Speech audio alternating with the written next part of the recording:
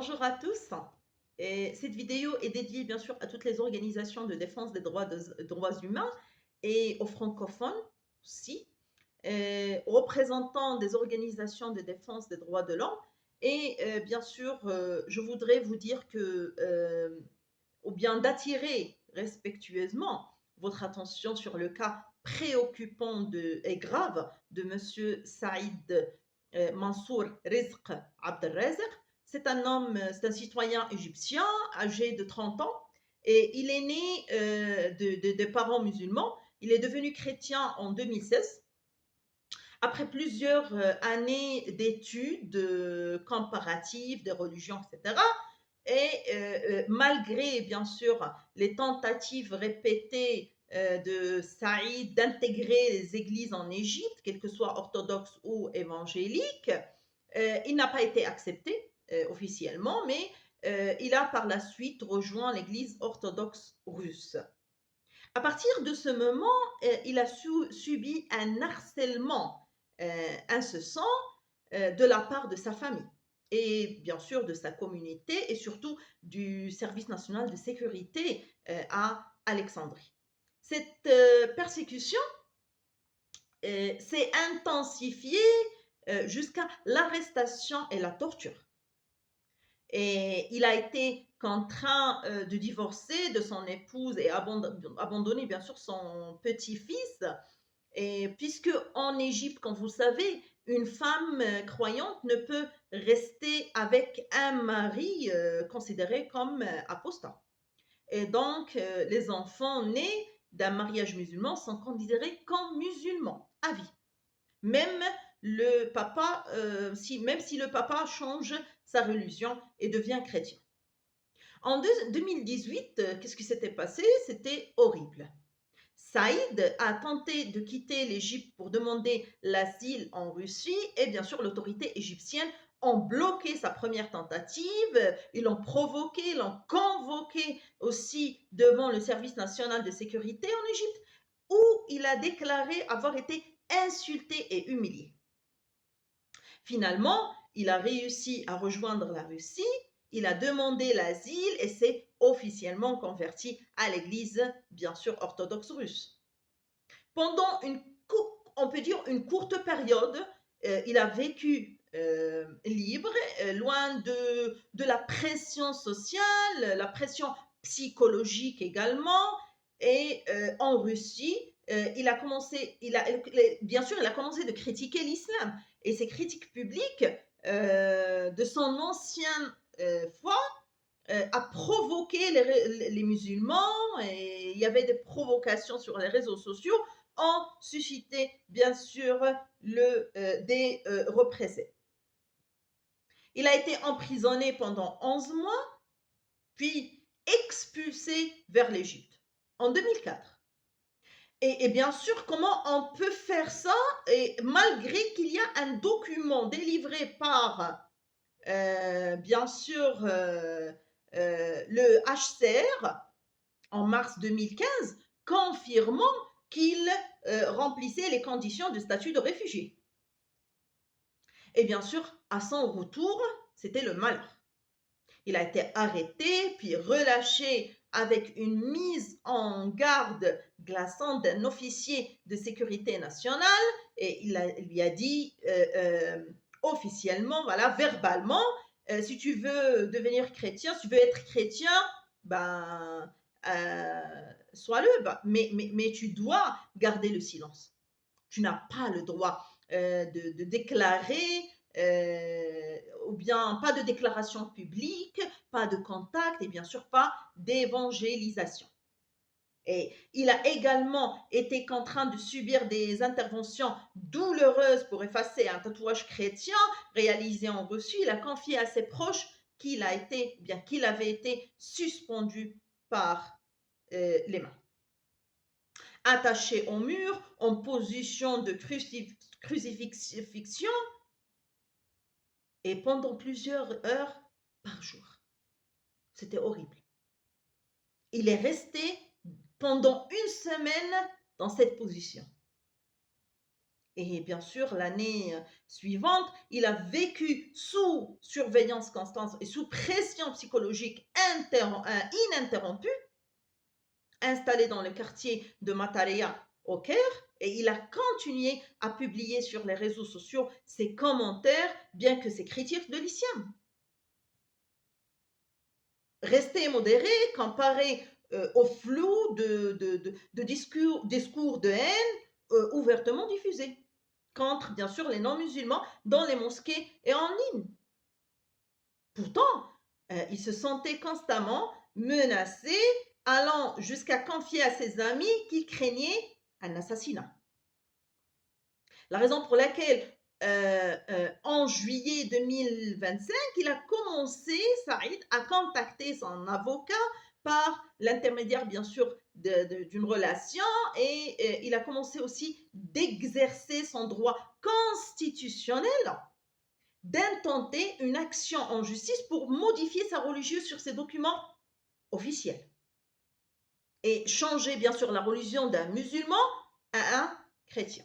En Égypte, comme vous savez, la religion est obligatoirement mentionnée sur toutes les pièces d'identité, même pour les démarches, ça veut dire, par exemple, une carte de sport, etc. La religion, vous la trouvez, hein, doit être écrite, que ce soit musulman ou bien chrétien. Et la raison pour laquelle on a vu ce qui s'était passé le 15 juillet 2025, c'était quelques jours seulement après le début de ses démarches judiciaires, il a été arrêté par les agents du service national de sécurité en civil à son domicile du quartier de Mataria. Et des indices publiés sur les réseaux sociaux concernant ces tentatives semblant avoir alerté les autorités. Le 22 juillet 2025, il a comparu devant le parquet de la sécurité de l'État où il lui a été notifié verbalement qu'il faisait face à des graves accusations. Et vous raisonnez, parmi lesquelles appartenance à une organisation terroriste. Mais il est chrétien, comment vous dites? Trouble à l'ordre public, diffusion de fausses informations et financement illégal. Cependant, aucune de ces charges n'a été officiellement déposée. À notre connaissance, son avocat s'est vu refuser l'accès au dossier. Il n'a pas été autorisé à le rencontrer. Par sa détention vient d'être renouvelée pour une nouvelle période. On attendait des interrogations. Ou bien en attendant des interrogations, bien sûr. Ce cas tragique met en lumière l'hypocrisie manifeste des autorités égyptiennes. Alors que la Constitution proclame la liberté absolue de croyance, en pratique, non, c'est autre chose. En pratique, celle-ci ne s'applique qu'à ceux qui demeurent musulmans, ou bien musulmans. Les convertis à l'islam sont accueillis, voient bien sûr leurs documents modifiés en quelques jours, on peut dire quelques heures, et bénéficient souvent d'un soutien, ou bien du soutien de la communauté.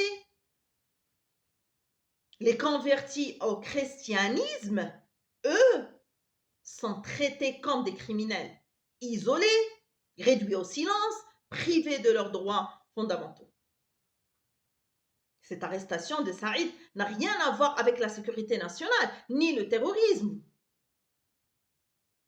Il s'agit simplement d'un homme qui cherche à affirmer son identité, à revendiquer les mêmes droits garantis à tout citoyen égyptien. Son rêve était modestement bouleversant. Marcher librement dans la rue, s'asseoir paisiblement avec un ami, un droit humain élémentaire. Mais en Égypte, il est refusé. Ce que subit Saïd démontre la brutalité des méthodes de torture infligées par le service national de sécurité en Égypte. On a vu depuis quelques jours une photo fuitée révélant les sévices auxquelles il a été exposé dans bien sûr, ce service. Et l'Égypte est pourtant partie à la convention contre la torture et autres peines, bien sûr, aux traitements cruels, inhumains et dégradant, à laquelle elle a adhéré par le décret présidentiel numéro 154 de 1986. L'Égypte a également ratifié le pacte national relatif aux droits civils et politiques. Ce que nous observons en réalité aujourd'hui constitue une violation manifeste de ses engagements en Égypte. Privation, bien sûr, arbitraire du droit à la vie et torture et traitement cruel, inhumain et dégradant. En conséquence, nous appelons les organisations internationales, surtout les francophones, les défenseurs des droits de l'homme et toutes les personnes attachées à la dignité humaine. Regardez, ce que je vous dis actuellement, c'est alarmant. Il faut envoyer une mission spéciale en Égypte pour enquêter au niveau international, non uniquement non national. Doit être international sur le cas de Saïd et sur les actes de la torture et de disparition forcée dont il a été victime sans charge claire ni procès équitable. Il faut exiger la libération immédiate de Saïd Abdelrazek. Insister pour les autorités égyptiennes garantissent la liberté religieuse pleine et entière, y compris le droit de changer, bien sûr, sa religion sans crainte. Vous voyez, l'histoire de Saïd n'est pas isolée. Hein? Elle incarne celle de milliers de voix réduites au silence en Égypte. Contrainte, bien sûr, de porter le fardeau de la liberté religieuse sous une menace permanente. Saïd mérite le soutien, mérite notre soutien, parce que nous voulons sa liberté. Saïd mérite le soutien et l'assistance de toutes les organisations afin qu'il puisse vivre en paix et en liberté. Merci.